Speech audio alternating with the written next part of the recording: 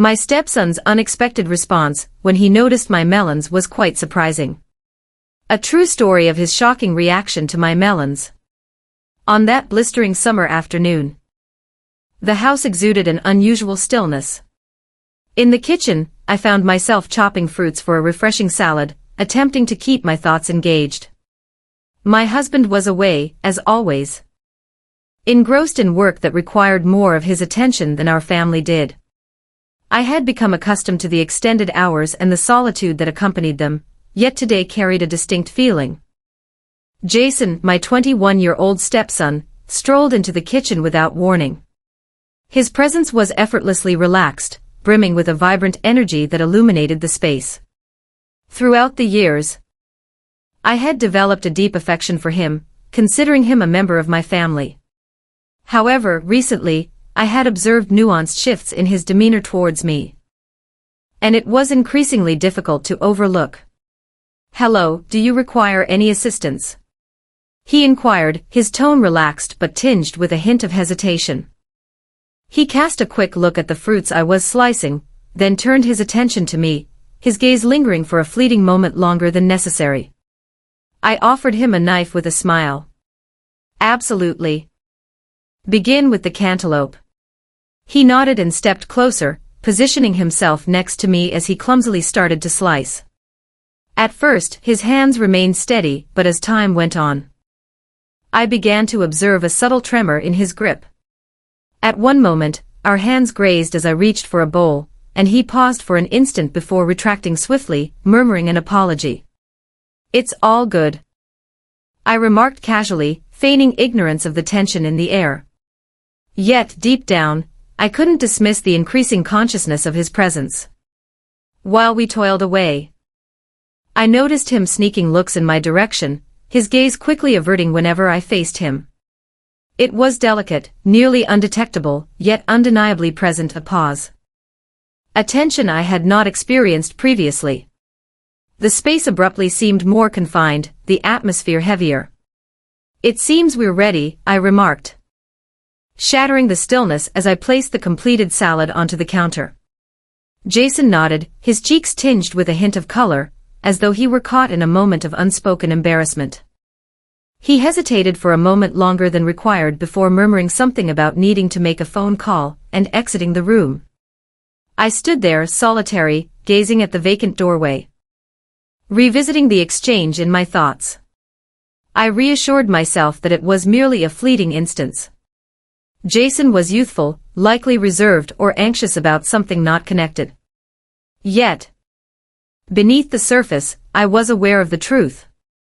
His glances, the accidental touches, the way his voice had wavered, all felt intentional, even if he hadn't meant for it to be. That evening, as I settled onto the couch, anticipation coursed through me as I awaited my husband's return. Yet, an unsettling sensation lingered, suggesting that an invisible line had been drawn between Jason and me. It lingered softly, akin to a whisper gliding just beyond the edge of perception, yet it undeniably existed. Despite my best efforts, I found it impossible to overlook. The days that followed felt peculiar, as though an unseen barrier had been established between Jason and me. Even though neither of us admitted it, he began to spend more time at home, volunteering to assist with chores he had previously shown no interest in. Initially, I dismissed it entirely. However, it quickly became evident that his presence was not coincidental. One afternoon, I was folding laundry in the living room when Jason entered. He remained quiet, simply taking a seat on the couch and switching on the television. I continued my tasks, yet I sensed his gaze upon me, catching fleeting glimpses whenever he believed I was unaware. It stirred a sense of discomfort within me, yet I endeavored to mask it. "You've been busy," he remarked after a moment, his tone light yet his expression more earnest than usual. Simply maintaining a sense of organization, I responded, not breaking his stare. The silence lingered, extending far beyond what felt appropriate, as he remained unresponsive. At last, I raised my gaze, and his eyes met mine with an undeniable intensity. His expression held a certain intrigue, perhaps curiosity or something more profound, that left me feeling uneasy. Later that week, I chose to unwind by the pool, seeking a moment of clarity for my thoughts. I hadn't anticipated any visitors, yet Jason showed up shortly after, stating he required a respite from his studies. He let his towel fall onto a chair and leaped into the water with unwavering confidence. I remained on my lounge chair, feigning deep concentration in a book. As he emerged from the pool, droplets cascading from his hair and shoulders, I found myself unable to resist looking up. He caught me watching, and for a fleeting instant, neither of us averted our gaze. "You're not getting in," he said, his tone casual, yet the weight of his gaze spoke volumes. "No," I said, shaking my head. "I am doing well here." He glided nearer to the edge, allowing his arms to rest on the side of the pool. His gaze held onto me in a manner that felt exceedingly personal. I sensed the warmth building inside me, not from the sun, but from the palpable tension that hung in the air between us. "You've been quiet lately," he remarked, his voice now gentler. I shrugged, attempting to divert the conversation. "Feeling a bit worn out, I suppose." Jason held back, yet his gaze spoke volumes, revealing that he was unconvinced by my response. Eventually, he emerged from the pool, taking hold of his towel and wiping himself dry. As he strolled by, water droplets cascading onto the sun-baked pavement, I sensed my heart quicken. In the stillness that followed his departure, I found myself reflecting on every detail, replaying the events in my thoughts. I couldn't ignore the fact that something was unfolding. Something I wasn't prepared to face. The way he gazed at me, the way he hovered close, it had lost its innocence. It was intentional, and the significance of it was undeniable. The hour was late, and the house lay in stillness.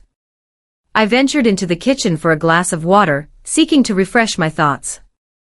The atmosphere was thick, weighed down not only by the sweltering summer heat, but also by the palpable tension that had been accumulating over the last several weeks. I was taken aback to find Jason there, shirtless and casually leaning against the counter while he sifted through the fridge. "You're up late," I remarked, attempting to keep my tone light, even as my voice revealed the anxiety bubbling beneath the surface. He replied without looking at me, "Couldn't sleep." He shut the fridge door and pivoted, his gaze locking onto mine. There was something in his expression that took my breath away, a blend of vulnerability and boldness that was entirely new to me. For a brief instant, silence enveloped us both. The quiet that enveloped us was deafening, brimming with unspoken thoughts that neither of us had the courage to voice. I sensed the intensity of his stare, how his eyes held their focus. Not on the glass I grasped, but on my very being. "I've been meaning to ask you something," he said, his tone uncertain. I tilted my head, attempting to brush it off as inconsequential. "What is that?" He paused for a moment, then moved a step nearer. "Have you ever experienced that sensation of not quite fitting in, as if you don't belong in your current surroundings?" The inquiry took me by surprise. I scanned his face, uncertain of how to respond. "Could you clarify what you mean?" He spoke, his voice gentle. "It feels as though you are destined for something greater, something beyond the ordinary. It feels as though you're trapped in a life that doesn't truly resonate with who you are." I was at a loss for words. The sincerity in his words, the way they reflected emotions I had long concealed, left me profoundly unsettled.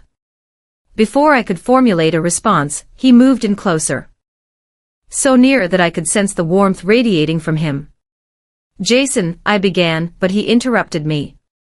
"I realize this is incorrect," he stated hastily, his voice quivering. "I understand that I shouldn't feel this way, yet I find it impossible to stop. I've attempted it, but I simply can't." I gazed at him, my heart racing so intensely I was convinced he could hear it. "We can't," I murmured, my voice scarcely rising above a whisper. He remained still, his gaze unwavering. "You occupy my thoughts constantly. I make an effort to resist, yet I find myself unable to do so. All I see is you." His words lingered in the atmosphere, unrefined and direct. I wished to urge him to cease, to depart. To act as if this exchange had never occurred. However, I did not. I was unable to. As he extended his hand, his fingers grazed my arm with a delicate touch, igniting a sensation akin to flames. I ought to have stepped back, ought to have expressed that this was unfeasible. Rather, I remained motionless, allowing the moment to expand into something it never ought to have become. Then it happened. His lips brushed against mine, cautious at first but soon growing more intense. The kiss crackled with intensity. A surge of emotion that felt both exhilarating and utterly misplaced. I recoiled suddenly, tears welling in my eyes. "This can't happen," I said, my voice trembling. I turned and exited the room without waiting for his response, leaving him standing there in silence. The following morning was intolerable. The atmosphere surrounding us was heavy, with all the words that remained unspoken. I turned my gaze away from Jason, concentrating instead on trivial tasks. Yearning to restore a semblance of normalcy. Yet, each time he stepped into the room, my heart raced, and I sensed the intensity of his presence. During breakfast, he sat opposite me. Surprisingly silent. My husband spoke about work, unaware of the tension simmering between Jason and me. I nodded in agreement, feigning interest, while my thoughts drifted away. Endlessly revisiting the kiss. Once my husband departed for work, Jason remained in the living room, taking his time. I attempted to steer clear of him, yet as I strolled by, he gently called out, "Can we talk?" I stood still. I realized that I couldn't escape this discussion indefinitely. Silently, I pivoted and settled onto the edge of the couch, maintaining as much space as I could. Apologies escaped his lips, his tone heavy with remorse. "I should have never done that. I never intended to complicate things for you." I shook my head, my hands clasped tightly in my lap. "Jason, what transpired last night cannot be allowed to occur again. We have crossed a line." "I know," he said swiftly, leaning in closer. "I understand that it's not right. However, I cannot feign indifference to my true feelings. You hold a significance in my life that surpasses anyone else's impact." His words pierced me like a blade. I wished to urge him to cease. To give me space, yet the earnestness in his tone rendered it unfeasible. "This is not just." I finally spoke, my voice quivering. "Neither to me, nor to you, and certainly not to your father." He recoiled at the mention of his father, yet he stood his ground. "I can't help how I feel," he said, his voice barely above a whisper. "I'm certain you sense it as well. Do not say that you do not." The weight of the truth lingered in the air between us. I could no longer refuse to acknowledge it. I experienced a sensation, an inexplicable feeling that defied explanation or justification. However, that didn't justify it. "What we feel doesn't matter," I stated with conviction, even as my voice trembled. "We need to move on from this, Jason. We cannot subject him to this." He gazed at me, a blend of anguish and resolve in his eyes. "I don't want to hurt him," he said. "However, I cannot act as if this isn't happening. You are the sole individual who has ever evoked this feeling in me." Before I could reply, the noise of a car arriving in the driveway broke the spell. My spouse returned home ahead of schedule. Jason and I shared a frantic look, and he swiftly got to his feet, retreating to his room in silence. As I observed him fade into the distance of the hallway, a profound ache settled in my chest. One that eluded any clear explanation. The lines had blurred, the boundaries shattered, and nothing would ever return to its former state. My heart was caught in a struggle between guilt, loyalty, and an unnamed feeling that lingered just out of reach. For the first time, uncertainty clouded my thoughts about what to do next.